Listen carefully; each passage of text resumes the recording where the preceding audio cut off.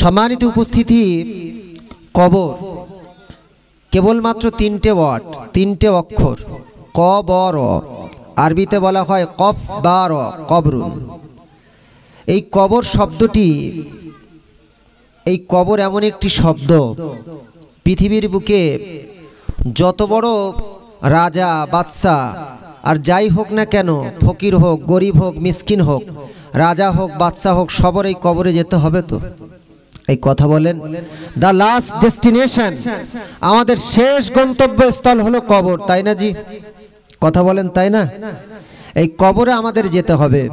আচ্ছা আপনারা বলুন, এই যে আমরা কবরে যাব, কিন্তু কবরে যাওয়ার আগে আমাদের তো কিছু আমল দরকার। আমি আপনাদের কাছে সংক্ষেপে বলছি জি, আরবিটা বলছি না, বাংলাটা বলছি জি। রাসূল সাল্লাল্লাহু আলাইহি ওয়াসাল্লাম বলেছেন, প্রত্যেক মানুষ মারা যাবার পরে তার সাথে করে কবর পর্যন্ত তিনটে জিনিস যায়। ভালো করে শোনেন, কবর পর্যন্ত কটা জিনিস যায়? তিনটে জিনিস যায়। একটা হলো তার আত্মীয় স্বজন, আর একটা হলো তার ধন সম্পদ, আর একটা কি জানেন? তার আমল। কবর পর্যন্ত তিনটে জিনিস যায়, ভালো করে শুনবেন। তা কিন্তু এই আত্মীয় স্বজন, তার ধন সম্পদ সব রেখে দিয়ে চলে আসে, তাকে কবরস্থিত করা হয়। যে ব্যক্তি মারা যায় তাকে কবরস্থিত করা হয়। ওয়ায়াবকা আমালুহু, কেবলমাত্র তার আমল তার সঙ্গে যায়, বাদ বাকি কেউ কিছু যায়? এই কথা বলেন, কোনোদিন আপনারা শুনেছেন যে মারা যাবার পরে যে কাফনটা কেনা হয়, এই কাফনের কোনো পকেট আছে, পকেটে টাকা পয়সা সব ঢুকিয়ে রেখে এসেছে, এরকম কিছু শুনেছেন? আচ্ছা বলুন, দুনিয়ার বুকে জীবনের শেষ গন্তব্যস্থল বেশিরভাগ যেটা হয় সেটা বলছি, দু একজন বাদ দিয়ে। জীবনে আমরা এত পোশাক পরিধান করি যে আজকের পছন্দ করি এই জামাটা পরবো, এই জামাটা পরবো, এই পাঞ্জাবিটা পরবো, এই পায়জামাটা পরবো, এই মেয়েরা এই চুড়িদার পরবে, এই শাড়ি পরবে। কিন্তু জীবনের শেষ পোশাক যেটা পরে আপনি কবরে যাবেন, সেটা কিন্তু পছন্দ মানুষ করে, দেখেছেন? সে পোশাক সেও কেনে না। সে কেনে কি? কথা বলেন। বেশিরভাগ তার আত্মীয় স্বজনেরা কেনে এবং তাকে পরিধান করিয়ে দেয়। সেই সাদা পোশাক পরিহিত অবস্থায় কবরে চলে যেতে হয়। আমার বলার উদ্দেশ্য হলো একটা, আজকের আমাদের সমাজ, এই মুসলিম সোসাইটিতে আজকের মানুষ বলতে বড় কষ্ট হয়। আমার যুবক ভাইয়েরা যারা আজকের এই মাজলিস আয়োজন করেছে, তাদেরকে আমি অসংখ্য সাধুবাদ জ্ঞাপন করছি। আল্লাহ পাক তাদের নেক মাকসাদকে কবুল করুক, যে কবরবাসীর কথা স্মরণ করে অন্তত একটা মাজলিস দিয়েছে। এই কবরে আমাদের যেতে হবে। সেই যুবক ভাইদের বলছি, যারা টাকা পয়সা খরচা করেছেন, মেহেরবানি করে একটু আপনারা এসে বসুন। এই মাজলিসের একটা গুরুত্ব আছে, চতুর্দিকে বাড়িতে ঘোরাফেরা না করে সকলে এসে বসুন। সম্মানিত উপস্থিতি, আমি যেটা বলতে চাচ্ছি, আজ বর্তমানে মানুষের টাকা পয়সা হলে দেখবেন, এই আমাদের মুসলমান ঘরের ছেলেপুলেদের কথা বলছি, টাকা পয়সা হলে কলকাতার ইকো পার্কে যায়, এবার কথা বলেন, নিকো পার্কে যায়। দেখবেন টাকা পয়সা হলে মেদিনীপুরের দীঘাতে ঘুরতে যায়, গ্যাংটকে ঘুরতে যায়, বিভিন্ন জায়গা চিড়িয়াখানা ঘুরতে যায়, সুন্দরবনে ঘুরতে যায়। কিন্তু কিছু মানুষ আছে, খারাপ ভাববেন না, আল্লাহর রাস্তে ক্ষমা করবেন, আমি পার্শ্ববর্তী গ্রামের সন্তান, আমি আপনাদের কাছে বলছি, এটা শরীয়তের মাজলিস, তাই আমি শরীয়ত সম্পর্কিত দু চারটে কথা বলছি। প্রথমে বলে নিচ্ছি, এই সমস্ত কথা দ্বারা কেউ খারাপ ভাববেন না। আমি কারোর সন্তান হই, কারোর ভাই হই, কারোর ভাইপো হই, কারোর নাতি হই। সম্মানিত উপস্থিতি, খারাপ ভাববেন না। আজকের টাকা পয়সা হলে বিভিন্ন জায়গা যাচ্ছি, কিন্তু যাদের ওসিলায় দুনিয়ার বুকে এসেছি, সেই পিতামাতা তারা কোন বাঁশবাগানে, কোন কবরস্থানে শায়িত রয়েছে, একবারও মনে হয় না যে তাদের কবরের কাছে গিয়ে একটু জিয়ারাতটুকু করি। খারাপ ভাবছেন জি? কথা বলেন জি? সেই কবরের কথা একবারও চিন্তা করি না। আল্লাহ পাক কোরআনের মধ্যে জানাচ্ছেন, আমি আবুল কালাম বলছি তা নয়। পবিত্র কোরআন খুলবেন, কোরআনের মধ্যে এসেছে 30 পারায়, পৃষ্ঠা নাম্বার 21, সূরার নাম হচ্ছে সূরাতুত তাকাসুর। আল্লাহ পাক বলছে, আলহাকুমুত তাকাসুরু হাত্তা যুরতুমুল মাকাবির। আল্লাহ রব্বুল আলামিন বলছেন, বান্দা আজকের দুনিয়ার বুকে খালি বলছো সম্পদ, এ সম্পদ আমার, এ মাল আমার, এ জায়গা আমার, এ টাকা আমার, এই জমি আমার, এ বিল্ডিং আমার। কিন্তু দুনিয়ার বুকে সম্পদের মোহে, সম্পদের যে তুমি সম্পদের প্রাচুর্যতায় তুমি যে পড়ে রয়েছো, একবারও চিন্তা করেছো যে তোমার ওই কবর নামক লাস্ট ডেস্টিনেশন কবরে যেতে হবে? কবরে না যাওয়া পর্যন্ত বান্দা তুমি কি ওই খালি সম্পদ সম্পদ করে যাবে? আল্লাহ পাক বান্দাকে বলছে আলহাকুমুত তাকাসুরু হাত্তা জুরতুমুল মাকাবির। বান্দা তোমরা সম্পদের প্রাচুর্যতায় পড়ে রয়েছো, সম্পদের মোহে পড়ে রয়েছো, কিন্তু কবরে যেতে হবে সে খবর কি তোমাদের নাই? মুসলমানের ছেলেরা, আমার জওয়ান যুবক বাবাজিরা শুনুন, আমি আপনাদের কাছে বলি, রাসূল সাল্লাল্লাহু আলাইহি ওয়াসাল্লাম জানিয়েছেন, নাহাইতুকুম আন জিয়ারাতিল কুবুর ফাজুরুহা ফাইন্নাহা তুযাক্কিরুল আখিরা। অন্য হাদিসের মধ্যে এসেছে, নাহাইতুকুম আন জিয়ারাতিল কুবুর ফাজুরুহা ফাইন্নাহা তুযাক্কিরুল মাউত। আল্লাহ রাসূল আল্লাহর হাবিব বলছেন, ইসলামের প্রাথমিক যুগেতে আমি নবী মুহাম্মদ তোমাদেরকে কবর জিয়ারত করতে নিষেধ করেছিলাম, কিন্তু তার কারণ ছিল আলাদা। হাদিসের ব্যাখ্যার মধ্যে এসেছে, কোনো ব্যক্তি তৎকালীন ইসলাম সম্পর্কে বেশি জ্ঞান ধারণা ছিল না।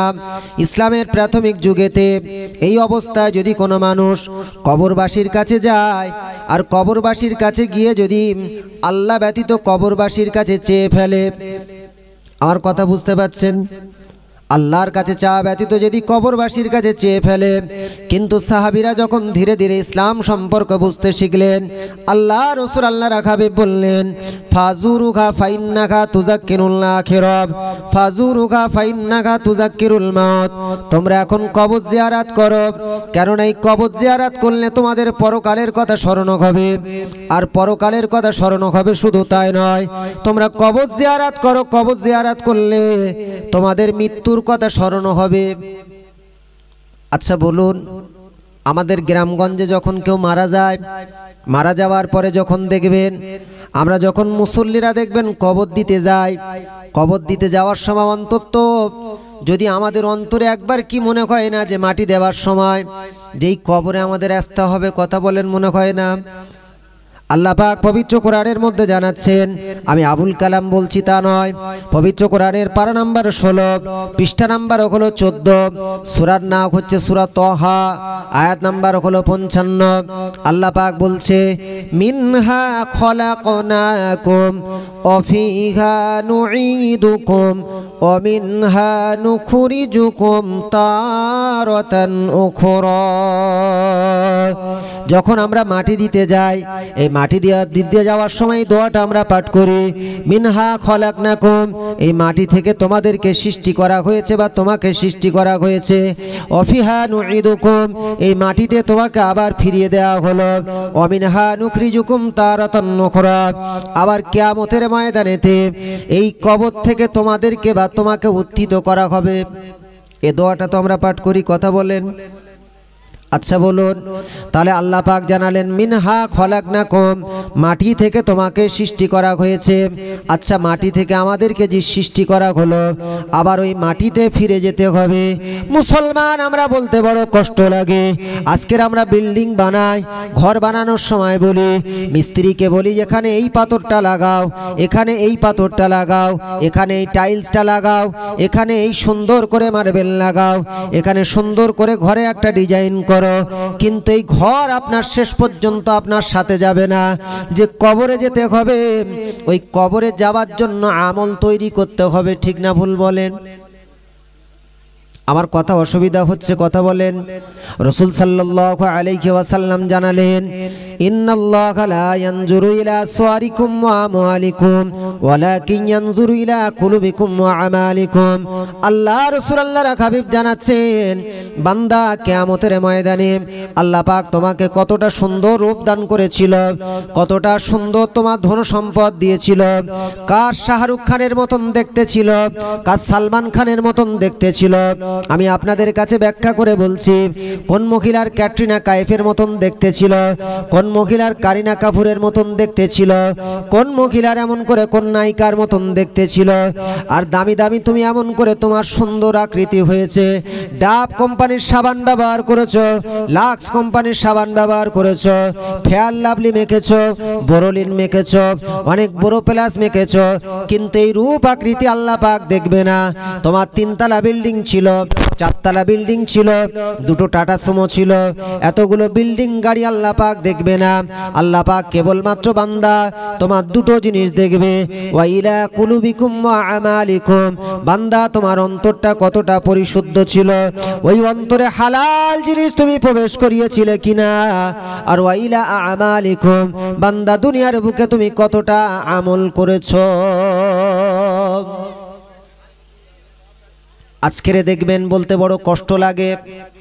আমি শবে বারাত সম্পর্কে যখন বলবো ইনশাল্লাহ তখন কিছুটা আলোচনা করব। তার আগে একটু এই বিষয়ে কথাটা বলে নিই। সেটা হলো আজকের দেখবেন আমাদের সমাজের বুকে এখনো পর্যন্ত মানুষ শবে বারাতের রাতেতে কবরস্থানে দেখবেন আকরবাতি আর মোমবাতি লাগায় না, কথা বলেন। আচ্ছা বলুন, মোমবাতি আর আকরবাতি এমন করে যে কবরস্থানে লাগায়, আচ্ছা এটা কবরের ভিতরে আলো জ্বলে না বাইরে জ্বলে? আচ্ছা অথচ আমাদের আলো জ্বালানোর দরকার ছিল কোথায়? বাবাজির একটু তাড়াতাড়ি দিয়ে না বাবু, তাড়াতাড়ি দিয়ে দাও বাবু। উচ্চ স্বরে দরুদ শরীফ আল্লাহুম্মা সাল্লি আলা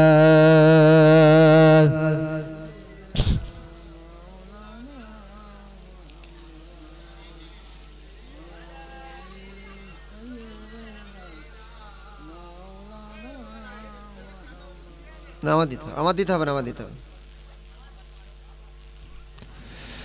মোহাম্মদ তুমি ওগো খোদার পিয়ারা, মা আমিনার কোলে দোলে নয়নের তারা। মোহাম্মদ তুমি ওগো খোদার পিয়ারা, মা আমিনার কোলে দোলে নয়নের তারা। তুমি ওগো এসেছিলে সেই নিশিরাতে, মুখেতে খোদার বাণী কোরআন যে হাতে, মুখেতে খোদার বাণী কোরআন যে হাতে। মোহাম্মদ তুমি ওগো খোদার পিয়ারা, মা আমিনার কোলে দোলে নয়নের তারা।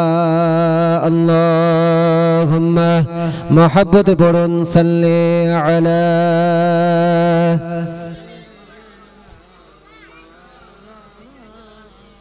ওয়া আলা আলি সাইয়্যিদিনা। এই কারখানার চক বা এই গোরদোর গ্রামবাসী বৃন্দগণের ঐকান্তিক প্রচেষ্টায় যে মহান ইসালে সব, সকলে বলুন জিন্দাবাদ। এই কবরবাসীগণ উপলক্ষে সর্দারপাড়া গ্রামবাসী বৃন্দগণের ঐকান্তিক প্রচেষ্টার মহান ইসালে সওয়াব। নারে তাকবীর, নারে তাকবীর। আর একবার জোরে বলুন দেখি, নারে তাকবীর। মহান ইসালে সওয়াব। এখনো যারা আশেপাশে ঘোরাফেরা করছেন সকলের কাছে অনুরোধ করছি, সকলে এসে বসুন। সম্মানিত উপস্থিতি, আমি আপনাদেরকে বোঝাতে চাচ্ছি আজকের এই মোমবাতি আকরবাতি কবরেতে লাগিয়ে কোনো লাভ হবে না। জি, আপনাকে আমল তৈরি করতে হবে। আমল তৈরি করলে অটোমেটিক কবরের ভিতরে আল্লাহ পাক সেই আমলের দ্বারা আপনার কবরকে রওদাতুম মিন রিয়াদিল জান্নাত, আল্লাহ পাক আপনার কবরকে জান্নাতের বাগিচা বানিয়ে দেবে। সকলে বলুন আল্লাহুম্মা আমিন। ঠিক না ভুল কথা বলেন? এগুলো আমাদের বুঝতে হবে। জি, এগুলো আমাদের বুঝতে হবে। এই কবর এমন একটি জায়গা, সম্মানিত উপস্থিতি শোনেন, আল্লাহ রাসূল আল্লাহর হাবিব সাল্লাল্লাহু আলাইহি ওয়াসাল্লামের একজন সাহাবী, সাহাবীটির নাম হলো হযরত ওসমান রাদিয়াল্লাহু তাআলা আনহু। এই সাহাবীর নাম শুনেছেন? কথা বলেন। এই হযরত ওসমান রাদিয়াল্লাহু তাআলা আনহুর নাম শুনেছেন? এই ওসমান রাদিয়াল্লাহু তাআলা আনহু রসুল সাল্লাল্লাহু আলাইহি ওয়াসাল্লামের জামাতা ছিলেন। রসুল সাল্লাল্লাহু আলাইহি ওয়াসাল্লামের দুইটি কন্যাকে বিবাহ করেছিল। একটার নাম হলো উম্মে কুলসুম আর একটার নাম হলো রুকাইয়া।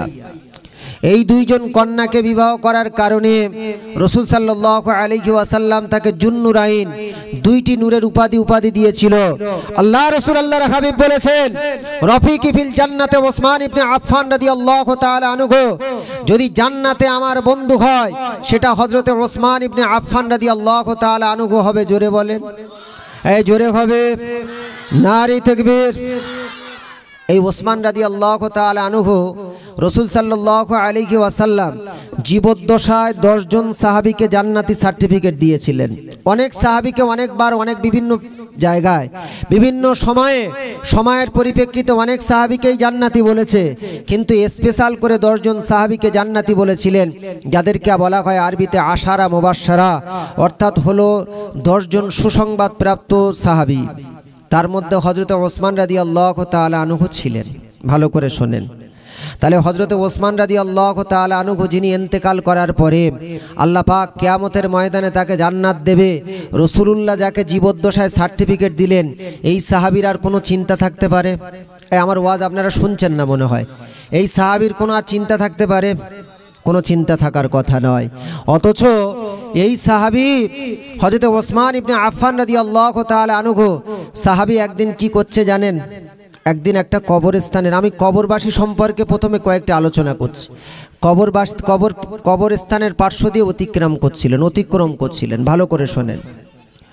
আল্লাহ রাসূল আল্লাহর হাবিবের সাহাবা হযরত ওসমান রাদিয়াল্লাহু তাআলা আনহু কবরস্থানের পার্শ্ব দিয়ে যখন হেঁটে হেঁটে যাচ্ছিলেন, আন্নাহু কানা ইজা ওয়াকাফা আলা কবরিন, এমন করে ওই কবরবাসীর কাছে তিনি দাঁড়িয়ে গেলেন, কবরস্থানের ধারে তিনি দাঁড়িয়ে গেলেন। ফাবাকা হাত্তা ইয়াবুল্লা লিহিয়াতাহু বা লিহিয়াতুহু, ফাবাকা হাত্তা ইয়াবুল্লা লিহিয়াতুহু, এমন করে হযরত ওসমান রাদিয়াল্লাহু তাআলা আনহুর কেমন করে কবরস্থানের ধারে দাঁড়িয়ে হঠাৎ করে কবরস্থানের ধারে দাঁড়িয়ে তিনি এত কান্না কাঁদছেন, কাঁদতে কাঁদতে তার দাড়ি মোবারকখানা, চোখ থেকে পানি পড়তে পড়তে তার দাড়ি মোবারকখানা ভিজে যায়। সাহাবীরা জিজ্ঞাসা করেন, ইয়া ওসমান, ইয়া কি ওসমান, ওগো আমাদের ভাই ওসমান, আপনি কবরের ধারে দাঁড়িয়ে কেন এত কান্না কাঁদছেন? আল্লাহ রাসূল আল্লাহর হাবিব সাল্লাল্লাহু আলাইহি ওয়াসাল্লাম জীবদ্দশায় যতবার জান্নাত জাহান্নামের কথা বলেছেন, ফালা তাজকুরুল জান্নাতা ওয়ান নার, জান্নাত জাহান, ফালা তাবকি তাজকুরুল জান্নাতা ওয়ান নার, যখন জান্নাত জাহান্নামের ভয়াবহতার কথা বলেছে, জান্নাতের শান্তির কথা বলেছে, জাহান্নামের ভয়াবহ আযাবের কথা বলেছে, তখন হযরত ওসমান আপনি এত কান্না কাঁদেননি। আজকের এই কবরস্থানের ধারে দাঁড়িয়ে কেন এত কান্না কাঁদছেন বলুন? এত কান্না কাঁদছেন কেন? লিমাযা তাবকি, কেন এত কান্না কাঁদছেন? ইয়া কি ওসমান বলেন। আল্লাহ নবী সাহাবা হযরত ওসমান রাদিয়াল্লাহু তাআলা আনহু তিনি বললেন, ও সাহাবীরা, ও আমার ভাইয়েরা, তোমরা শোনো, আমি সাহাবী ওসমান কাঁদি কেন তোমরা শোনো। আল্লাহ রাসূল আল্লাহর হাবিব সাল্লাল্লাহু আলাইহি ওয়াসাল্লাম বলেছেন, ইন্নাল কবরা আওয়ালা মানজিলিন মিন মানাজিলিল আখিরা, ফাইন্না যা বা'দা ফাইন্না যা মিনহু ফামা বা'দা মিনহু আইসারু মিনহু ওয়া ইল্লাম ইয়ানজি মিনহু ফামা বা'দা আশাদ্দু মিনহু ফাইন্না যা মিনহু ফামা বা'দা আইসারু মিনহু ওয়া ইল্লাম ইয়ানজি মিনহু ফামা বা'দা আশাদ্দু মিনহু। আল্লাহ রাসূল আল্লাহর হাবিবের সাহাবা হযরত ওসমান রাদিয়াল্লাহু তাআলা আনহু বলছেন, ও সাহাবীরা তোমরা শোনো, রাসূল সাল্লাল্লাহু আলাইহি ওয়াসাল্লাম জীবদ্দশায় বলে গিয়েছে, মানুষ মরে যাবার পরেতে, মানুষ ইন্তেকাল করার পরেতে, দুনিয়ার বুক থেকে বিদায় নেওয়ার পরেতে যে সমস্ত ঘাটিগুলো পার হতে হবে, একটা এক করে ঘাটি পার হতে হবে, যেমন কবর নামক ঘাটি, যেমন এমন করে কিয়ামত নামক ঘাটি, এমন করে যখন আপনার মিজানের দাঁড়ি পাল্লা, এমন করে সিরাত, এমন করে পুল সিরাত, যতগুলো জান্নাত জাহান্নাম যতগুলো ঘাটি রয়েছে, ও সাহাবীরা তোমরা শোনো শোনো শোনো, এই ইন্নাল কবরা আওয়ালা মানজিলিন মিন মানাজিলিল আখিরাহ, পরকালের সমস্ত মঞ্জিলের মধ্যে সর্বপ্রথম মঞ্জিল হলো এই কবর। ফাইন্না জামিনুহু ফামা বাদা ইসারু মিনুহু, যদি কেউ এই কবর নামক মঞ্জিলেতে রেহাই পেয়ে যায়, আমার আল্লাহ তার সমস্ত মঞ্জিলকে পার করিয়ে দেবে। আমি ওসমান কাঁদছি এই কারণে যে আমি ওসমান না জানি কবর নামক এই ঘাটিতে ধরা পড়ে দেয়। আল্লাহ রাসূল আল্লাহর হাবিবের সাহাবা হযরত ওসমান রাদিয়াল্লাহু তাআলা আনহু বলছেন, ও সাহাবীরা ওয়া ইল্লাম ইয়ানজিমিনুহু, আর যদি এই কবর নামক ঘাটিতে যদি কোনো ব্যক্তি না পার হয়, তাহলে পরবর্তী ঘাটিগুলো তার জন্য কঠিন হয়ে যাবে। তাহলে কবর কেমন জিনিস একটু বোঝার চেষ্টা করুন।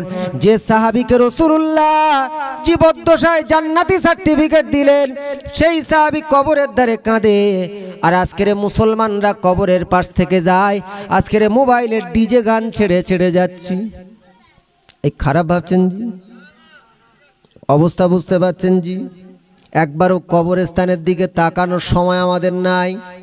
যে কবরবাসী যারা শুয়ে আছে, কবরবাসী আপনার কাছে টাকা চাচ্ছে, কথা বলেন, জামা কাপড় চাচ্ছে, তারা শুধু দোয়া চায় দোয়া চায় যে বা যদি আমার আত্মীয় স্বজন প্রতিবেশীরা যদি আমাদের জন্য একটু দোয়া করে, ওই দোয়া যদি তাদের দোয়ার ওসিলায় তারা যদি একটু কোরআন তেলাওয়াত করে, কোরআনের ওসিলায় যদি একটু দোয়া আমাদের জন্য প্রেরণ করে। কিন্তু আজকের মুসলমান আমরা কবরবাসীর কথা চিন্তা করি না।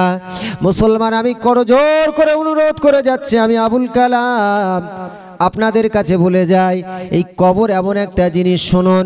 আমি রাসূলুল্লাহ সাল্লাল্লাহু আলাইহি ওয়াসাল্লাম এই কবর কেমন জায়গা শুনুন।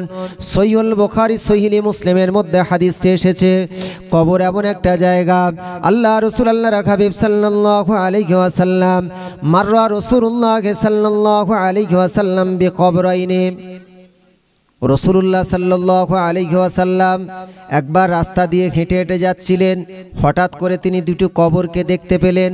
কি দেখতে পেয়েছে কথা বলেন? দুইটি কবরকে দেখতে পেলেন। আল্লাহ রাসূল আল্লাহর হাবিব সাল্লাল্লাহু আলাইহি ওয়াসাল্লাম ওই কবরস্থানের ধারে দাঁড়িয়ে গেলেন। দাঁড়িয়ে গিয়ে তিনি বললেন, ইন্নাহুমা লা ইউআযাবানি, আমি রাসূলুল্লাহ, আল্লাহ পাক আমাকে জানিয়ে দিয়েছে, আমি রাসূলুল্লাহ আমি যেন দেখতে পাচ্ছি, ইন্নাহুমা লা ইউআযাবানি, এই দুইটি কবরেতে আল্লাহর আযাব হচ্ছে। কি বলেছে একটু কথা বলুন। কে দেখেছে? রাসূলুল্লাহ। আল্লাহ পাক তাকে স্পেশাল পাওয়ার দিয়েছেন। রাসূলুল্লাহ সাল্লাল্লাহু আলাইহি ওয়াসাল্লাম তিনি বলছেন যে আমি দেখতে পাচ্ছি এই কবরস্থানের এই দুটি কবরবাসীর কবরেতে, ইন্নাহুমা লা ইউআযাবান, এই কবর দুটি কবরেতে আযাব হচ্ছে। ও সাহাবীরা, আমি রাসূলুল্লাহ তোমাদেরকে জানাচ্ছি শোনো, ওমা ইউআযাবান ফি কাবীরিন, তবে এই দুইজন কবরবাসীর যে কবরেতে আযাব হচ্ছে, তবে বিশাল কোনো গুনার কারণে যে আযাব হচ্ছে তা নয়, বিশাল কোনো গুনাহ করেছে যে তার জন্য আযাব হচ্ছে তা নয়। ও সাহাবীরা তোমরা শোনো, আম্মা হাদুকুমা, এমন করে একজন কবরবাসীর কবরে আযাব হচ্ছে একটা মাত্র কারণ, একজন কবরবাসীরা দুটি কবরবাসীর মধ্যে একটা কবরে আযাব হচ্ছে, লা ইয়াস্তাতিরু মিনাল বাউল, ওই ব্যক্তি দুনিয়ার বুকে যতদিন বেঁচে ছিল যখন পেশাব করত, লা ইয়াস্তাতিরু মিনাল বাউল, পেশাব করার সময় পর্দা করত না, আড়ালে পেশাব করত না, এই কারণে তার কবরে আযাব হচ্ছে। আচ্ছা বলুন, আজকের রাস্তাঘাটে আমরা ছ্যাঁচার করে যুবক ছেলেরা প্যান্ট খুলে আর প্যান্টের চেন খুলে ঝাড়ঝাড় করে ঝাড়ছি না ঝাড়ি না?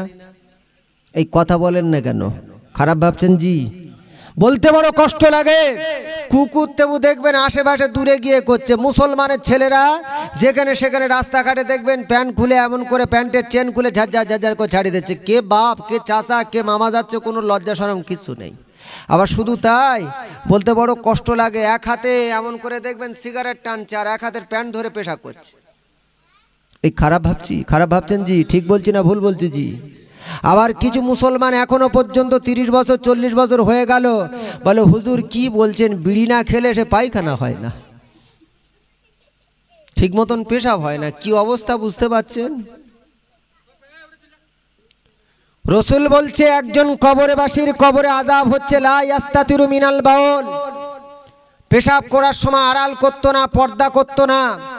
অন্য হাদিস অন্য রেওয়াতের মধ্যে এসেছে লা ইয়াস্তানজিহু মিনাল বাউল, যে পেশাব করতো বটে কিন্তু পেশাব করার পরে ঠিক মতন পানি নিত না, পরিষ্কার পরিচ্ছন্ন করতো না, পরিষ্কার পরিচ্ছন্ন হতো না। তাহলে পেশাবের পরে পরিষ্কার পরিচ্ছন্ন হওয়া কতটা জরুরি বুঝতে পারছেন জি? কথা বলেন জি।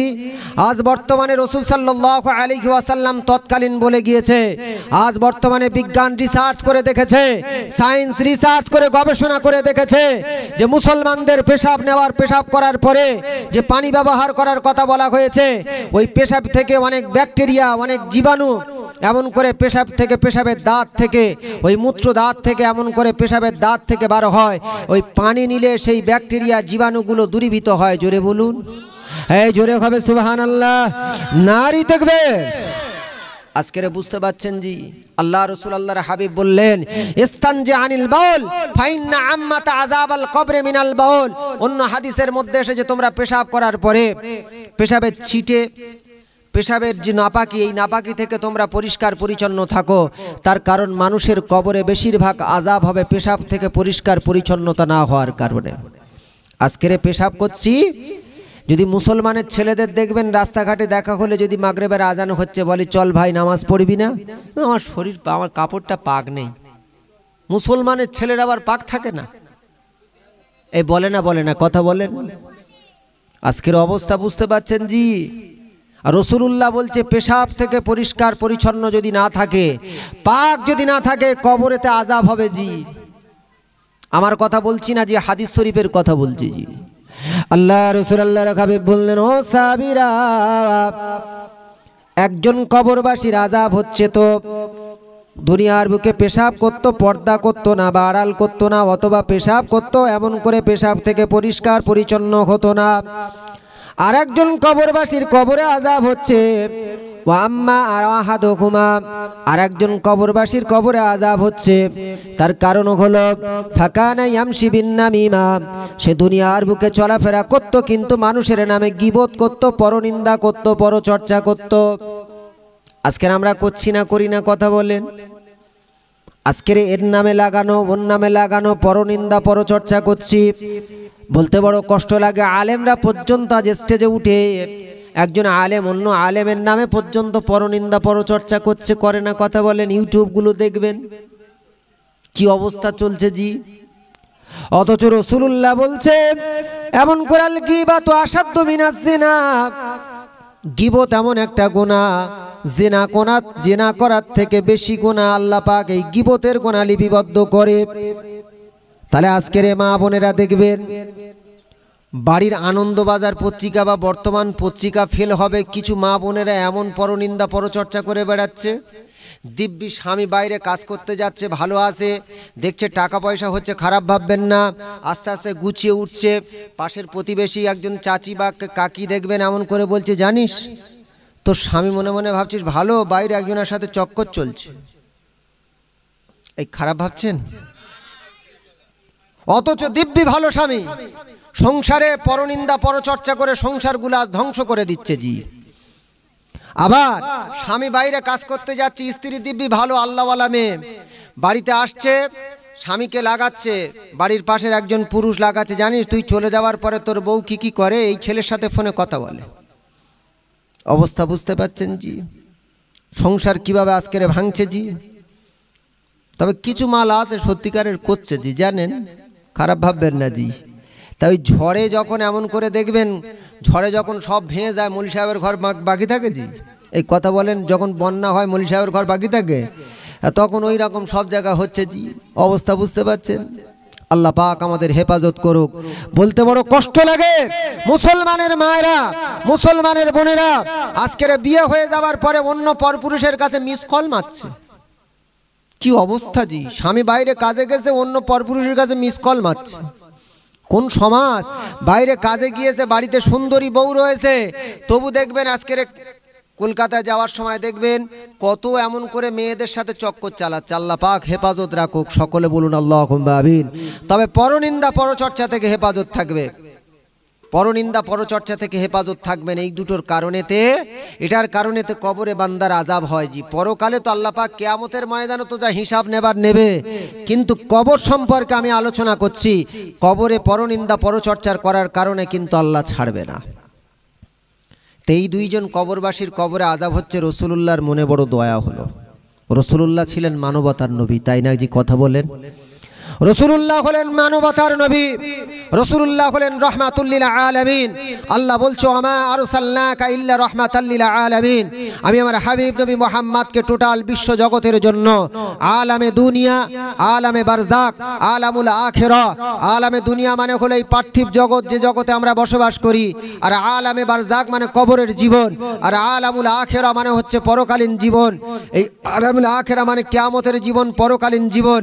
এই তিনটে জগতের জন্য আল্লাহ পাক আমার আপনার নবীকে রহমত করে সৃষ্টি করেছেন। জোরে বলুন, একটু জোরে বলা যাবে না? সুবহানাল্লাহ, নারী তাকবীর।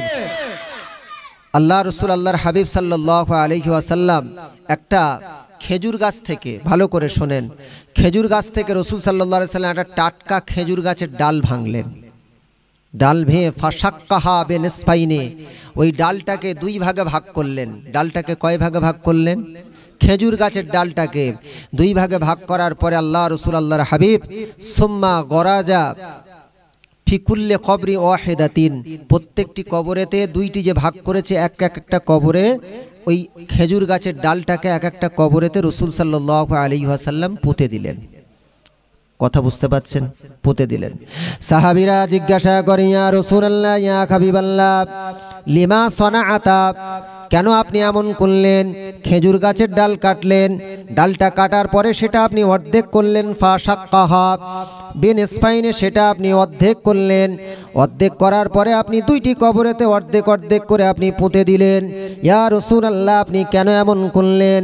আল্লাহ রাসূল, আল্লাহর হাবিব বলছো, সাহাবীরা শোনো শোনো শোনো, এমন করে করেছি একটা মাত্র কারণ, সেটা হলো আমার মনে হলো এই শুকনো খেজুর গাছের, এই যে খেজুর গাছের ডালটা তাজা ছিল, যতদিন না এমন করে এই খেজুর গাছের ডালটা শুকাবে, ওই খেজুর গাছের পাতা আল্লাহর কাছে তাসবিহ তাহলিল করবে।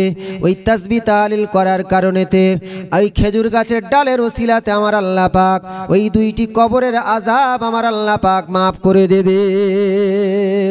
হাদিসের ব্যাখ্যার মধ্যে এসেছে, ও মুসলমানের সন্তানেরা, মুসলমানের ছেলেরা শুনুন, আমার জওয়ান যুবক বাবাজিরা শুনুন, আমার মুরব্বিয়ানে কেরামেরা শুনুন, শুধু ওই খেজুর গাছের ডালের ওসিলা ওই কবরের আযাব মাফ হয়েছে তা নয়, বিশ্ব নবী আমার, জগৎগুরু নবী আমার, নবীজির হাতের ওসিলা আমার আল্লাহ পাক ওই দুইটি কবরের আযাবকে কিয়ামত পর্যন্ত আমার আল্লাহ মাফ করে দিয়েছে।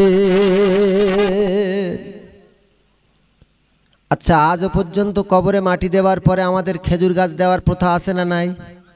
এটা কোথা থেকে পেলেন? বুঝতে পেরেছেন? যে হাদিসটা বললাম আপনাদের কাছে। সম্মানিত উপস্থিতি, এগুলো তো কবরের আযাবের কথা বললাম। আমি আপনাদের কাছে বলি, কবরে আমাদের প্রত্যেকের যেতে হবে না? যেতে হবে না? কথা বলেন। তাহলে কবরে যাওয়ার জন্য আমল করতে হবে। আমি আপনাদের কাছে ছোট্ট করে কবর সম্পর্কে আর একটা মাত্র ঘটনা বলি, শোনেন। রাসূল সাল্লাল্লাহু আলাইহি ওয়াসাল্লাম জানালেন, হাদিসটি মিশকাতুল মাসাবির মধ্যে এসেছে, বাবুল ইসবাত ফিল আযাবিল কবর। এই অধ্যায়ের মধ্যে এসেছে, কবর শামক অধ্যায় প্রচুর রয়েছে। আমি আপনাদের কাছে সংক্ষেপে দু চার কথা বলছি। আল্লাহ রাসূল, আল্লাহর হাবিব জানালেন, ইজা দাখালাল মাইয়াতুল কবরা মুসসালাত লাহুশ শামসু ইনদা গুরুবিহা ওয়া ইয়াকুলু দাওয়ানি উসাল্লি দাওয়ানি উসাল্লি। তার আগে আমি আপনাদের কাছে কোরআন থেকে একটা আয়াত বলি, শুনুন। আল্লাহ পাক পবিত্র কোরআনের পারা নাম্বার 18, পৃষ্ঠা নাম্বার হলো 1 এবং 2। আল্লাহ পাক জানাচ্ছেন, কদ আফলাহাল মুমিনুন আল্লাযীনা হুম ফি সলাতিহিম খাশিউন। আল্লাহ পাক জানাচ্ছেন মুমিন বান্দা যারা হবে তারা দুনিয়ার বুকে সফলতা লাভ করবে। মুমিন বান্দা যারা হবে তারা দুনিয়াতে সফলতা লাভ করবে। শুধু তাই নয়, পরকালে আল্লাহর দরবারে তারা নাজাত পেয়ে যাবে। হুমুল ফায়েজুনা বিল জান্নাত, তারা জান্নাতের অধিবাসী হয়ে যাবে, জান্নাতের সুসংবাদ প্রাপ্ত হবে। আচ্ছা বলুন, দুনিয়ার বুক থেকে আজকের যদি মুমিন অবস্থা যদি আপনি বিদায় নিতে পারেন, এই কবরে যাওয়ার পরে আপনার কোনো স্পেশাল অফার আছে না নাই? এ বিষয়ে আমি আপনাদের কাছে বলতে চাচ্ছি, মুমিন বান্দা হয়ে আমাদেরকে যদি কবরে যেতে পারি, দুনিয়ার বুকে যদি সৎ আমল করতে পারি, রাসূলুল্লাহর আদর্শ যদি আমাদের মধ্যে বাস্তবায়িত করতে পারি, আল্লাহর কোরআনের হুকুম যদি বাস্তবায়িত করতে পারি, রাসূলুল্লাহর হাদিস যদি আর ফিকহ ইজমা কিয়াস অনুযায়ী যদি আমরা চলি, ইজমা কিয়াস অনুযায়ী যদি আমরা চলাফেরা করি, শরীয়তের উপরে যদি চলাফেরা করি, তাহলে আপনি মুমিন বান্দা হিসেবে যদি কবরে যান, এই কবরে যাওয়ার পরে আপনার কি হতে পারে শুনুন। আল্লাহ রাসূল আল্লাহর হাবিব বললেন, ইজা দাখালাল মাইয়াতুল কবরা মুসলাত লাহু শামসু ইনদা গুরুবিহা ওয়া ইয়াকুলু দাওয়ানি উসাল্লি দাওয়ানি উসাল্লি।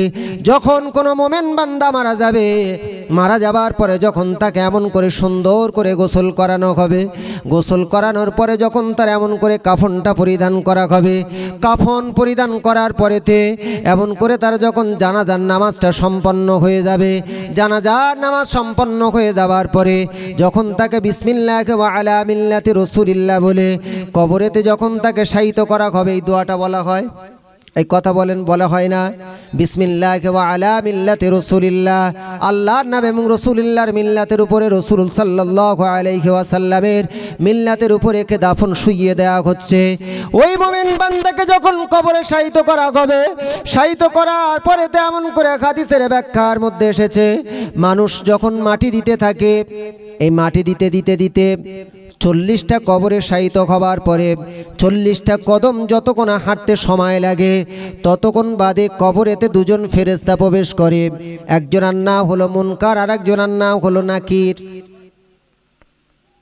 হাদিস শরীফের মধ্যে এসেছে, ইদা উকবিরাল মাইয়াতু ফাতাহু মালাকানে আসওয়াদানি আজরাকানি ক্বালু লিআদিহিমাল মুনকার ওয়া লিআখিরিহিমান নাকির। আল্লাহ রাসূল আল্লাহর হাবিব বলছে, বান্দাকে যখন কবরস্থিত করা হয়, আমার কোন উম্মতকে যখন কোন কবরস্থিত করা হবে, দুইজন ফেরেশতা প্রবেশ করবে। একজনের নাম হবে মুনকার, আর একজনের নাম হবে নাকির। তাদের চেহারাটা হবে কুৎসিত কালো বর্ণের হবে, তাদের চক্ষুটা হবে নীলাভ বর্ণের, তাদের দেখতে যেন ভয়ে ভিক্রি ভয় আকৃতি লাগবে। আবার মুসলমানের সন্তানেরা ওই ব্যক্তিকে গিয়ে এমন করে প্রত্যেকটি ব্যক্তিকে গিয়ে 3টে করে কোশ্চেন করবে। অনেক প্রশ্ন, অনেক ব্যাখ্যা এসেছে, আমি আপনাদের কাছে সংক্ষেপে বলছি। প্রথম নাম্বার কোশ্চেন হলো, মার রব্বুকা, তোমার প্রতিপালকের নাম কি? ওমা দীনুকা, তোমার ধর্মের নাম কি? ওমান নাবিয়ুকা, তোমার নবী কে? এই কোশ্চেনগুলো করবে না করবে না কথা বলেন? কোশ্চেন করবে। আচ্ছা, যদি মুমিন বান্দা হয় তাহলে কি হবে? আজকের মুমিন অবস্থা যদি দুনিয়াতে বিদায় নিতে পারে কি হবে? হাদিসের মধ্যে এসেছে, যখন কোনো মুমিন বান্দাকে দাফন করা হবে, ওই মুমিন বান্দাকে দাফন করার পরেতে মুমিন বান্দার কবরে যখন মুনকার নাকির প্রবেশ করবে, সম্মানিত শ্রোতাবিন্দুগণ একটু ঠান্ডা মাথায় শোনেন, বোঝার চেষ্টা করেন। ওই মুমিন ব্যক্তিকে যখন কবরেতে দাফন করা হবে, মুমিন ব্যক্তির কবরে যখন মুনকার নাকির এসে প্রবেশ করবে, আর সেই সময়টা সে সকালে দাফন করা হোক আর রাত্রে দাফন করা হোক, আর দিনের যে কোনো সময়, রাতের যে কোনো সময় দাফন করা হোক না কেন, প্রত্যেক মুমিন ব্যক্তির যখন কবরেতে প্রশ্ন জিজ্ঞাসা করা হবে, ওই সময় তার কবরের ভিতরে এমন একটা অবস্থা করে দেয়া হবে যেন সূর্যটা ডুবে যাচ্ছে, ইন্দা গুরুবিশ শামস, যেন সূর্যটা ডুবে যাচ্ছে। আচ্ছা, সূর্য যখন ডুবে যায় তখন কোন নামাজ পার হয়ে যায় বলেন? এই কথা বলেন। সূর্য যখন ডুবে যায় কোন ওয়াক্তটা পার হয়ে যায়? আসর। মাশাআল্লাহ, কোন ওয়াক্তটা? আসরের নামাজ। ওই মুমিন বান্দা যদি হয়, মুমিন বান্দাকে যখন জিজ্ঞাসা করা হবে, ওগো মুমিন বান্দা বলো বলো বলো, তোমার প্রতিপালক কে? মার রব্বুকা ওমা দীনুকা ওমান নাবিয়ুকা, তোমার প্রতিপালক কে, তোমার দিনটা কি, আর তোমার নবীকে তুমি বলো। মুমিন বান্দা যদি হয়, ওই মুনকার নাকিরের কথার দিকে কর্ণপাত না করে মুমিন বান্দা যদি হয়, মুমিন বান্দা বলবে দাওয়ানি উসাল্লি, দাওয়ানি উসাল্লি। ও ফেরেশতারা, তোমরা কি লক্ষ্য লক্ষ্য করো না? এমন করে ওই যে সূর্যটা ডুবে যাচ্ছে, তোমরা কি লক্ষ্য করো না? আমি এমন করে এখন আসরের নামাজ আমার পড়া হয়নি, তোমরা সরে যাও, তোমরা সরে যাও, আমি এখন আসরের নামাজটা আদায় করব। জোরে হবে, একবার জোরে বলুন। তাহলে মোমেন বান্দা হলে বলবে যে দাওয়ানি মুসাল্লি, তোমরা এখন সরে যাও, আমাকে ছেড়ে দাও, আমি নামাজ পড়বো। তোমরা লক্ষ্য করো না যে এখন মাগরিব আসরের রক্ত পার হয়ে যাচ্ছে, আমার এখনো নামাজ পড়া হয়নি, আমি এখন নামাজ পড়বো। কোন ব্যাখ্যার মধ্যে এসেছে ফেরেশতারা প্রশ্নের উত্তর জিজ্ঞাসা করা বাদ দিয়ে আল্লাহর কাছে চলে যাবে। আল্লাহর কাছে গিয়ে বলবে যে আল্লাহ, এমন একজন বান্দার কবরে গিয়েছিলাম, তাকে প্রশ্ন জিজ্ঞাসা করেছি, কিন্তু সেই বান্দা বলছে যে এখন চলে যাও, আসরে রক্ত পার হয়ে যাচ্ছে, নামাজ পড়বো। আমার আল্লাহ তখন বলবে, হে ফেরেশতারা তোমরা শোনো, দুনিয়ার বুকে ওই ব্যক্তি সদা সর্বদা আমি আল্লাহ আমার দরবারে মাথা নত করে সেজদা করতো, নামাজ পড়তো, আজ কবরে গিয়েছে, আমি আল্লাহ আমাকে কবরে যাওয়ার পরে আমাকে এখনো ভুলিনি, ও আমার কবরে গিয়েও এখনো বুঝে উঠতে পারিনি যে কবরে আছে, নামাজ পড়ার জায়গা এটা নয়, সুতরাং সে নামাজের কথা ভুলিনি, আমি আল্লাহ আমার কথা ভুলিনি, অতএব তোমরা তাকে আর প্রশ্ন করার জিজ্ঞাসা করার দরকার নাই।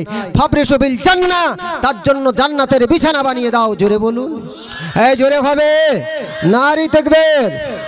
তাহলে কি বোঝা গেল? জি, মোমেন বান্দা হয়ে কবরে গেলে লাভ আছে না নাই? আছে। আচ্ছা, দুনিয়ার বুকে একজন আল্লাহর ওলির নাম করি, মহিলা আল্লাহর ওলি, মা বোনরা অনেক ঘোরাফেরা করছিল, চতুর্দিকে দেখলাম রাবেয়া বস্তি রহমাতুল্লাহ আলাইহা, নাম শুনেছেন? এই রাবেয়া বস্তি রহমাতুল্লাহ, রাবেয়া বাসরি রহমাতুল্লাহ আলাইহা, এই রাবেয়া বাসরি রহমাতুল্লাহ আলাইহার নাম শুনেছেন? এনার পীর সাহেবের নাম ছিল হযরতে হাসান বসরি রহমাতুল্লাহ আলাইহি। এই হাসান বসরি রহমাতুল্লাহ আলাইহি বিখ্যাত একজন তাবেঈ ছিলেন, বিখ্যাত একজন তাবেঈ ছিলেন। সম্মানিত উপস্থিতি, আপনারা সামনে এগিয়ে আসুন, অনেক কটা সিট আছে জি, এদিকে এগিয়ে আসুন জি, এই সাইডটা জি। উচ্চ স্বরে দরুদ শরীফ, আল্লাহুম্মা সাল্লি আলা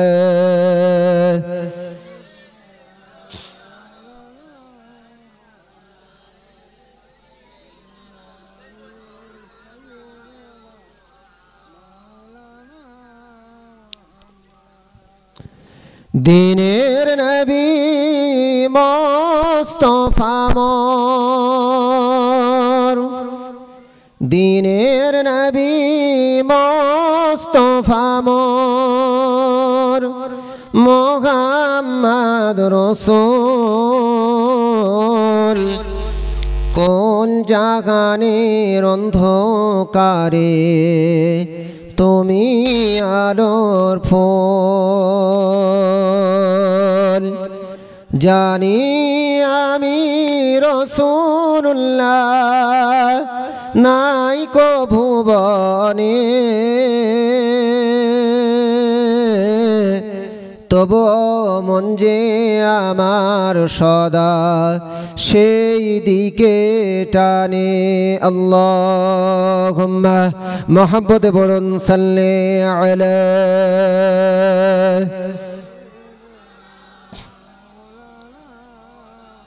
ওয়া আলা আলি সাইয়্যিদিনা।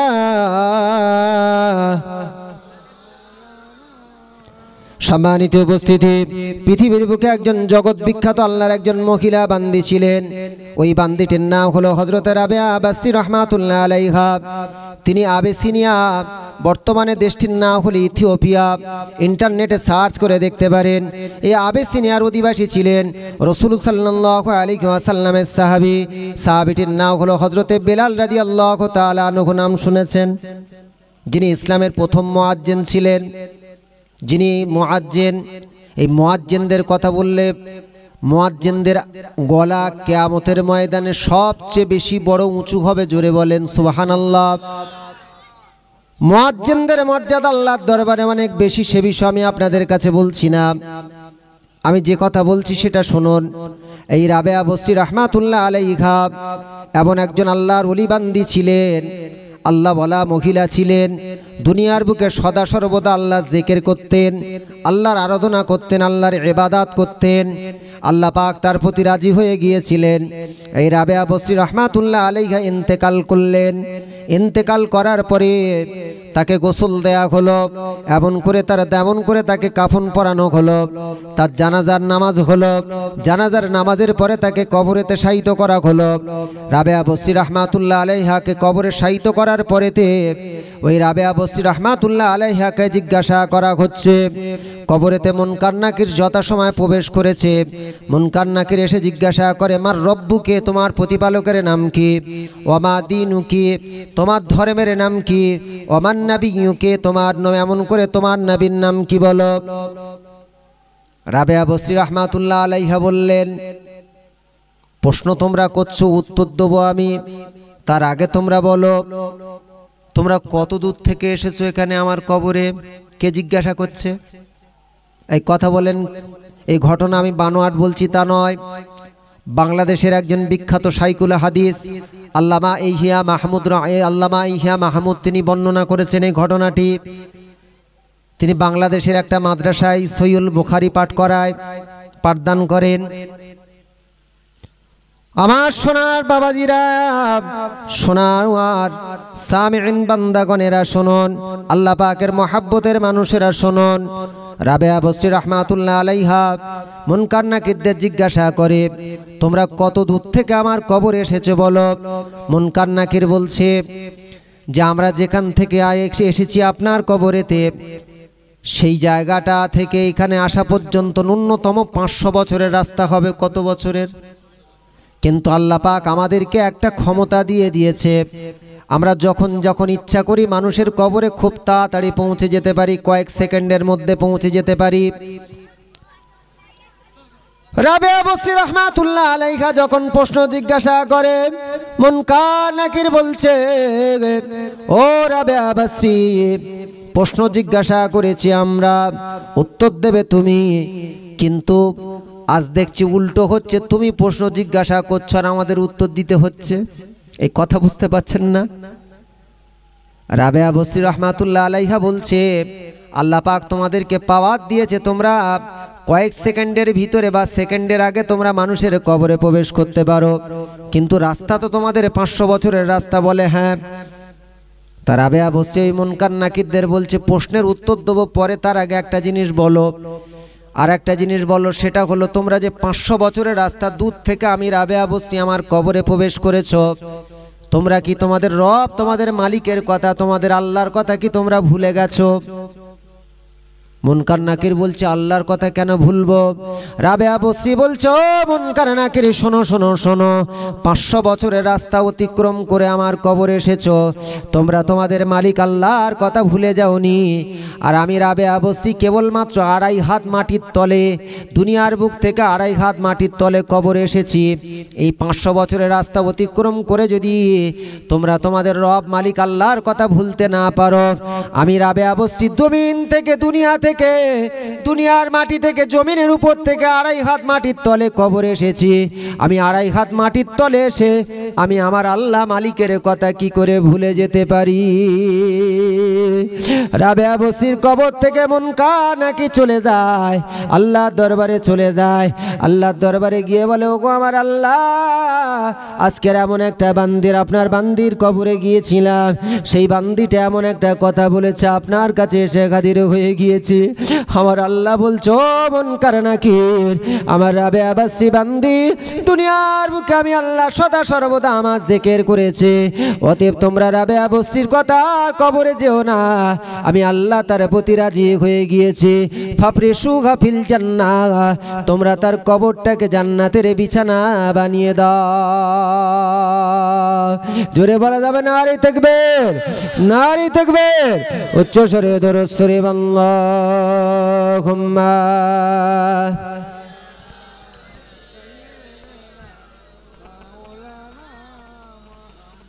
ওয়া আলা আলি সাইয়্যিদিনা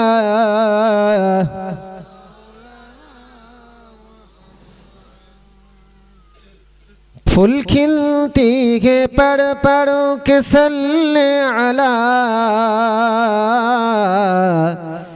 फूल खिलती है पेड़ पेड़ों के सल्ले अला, चुम कर कह रही है इबाद सबा, ऐसे खुशबू चमन के गूलों में कहाँ जो नबी के पसीने में मौजूद है।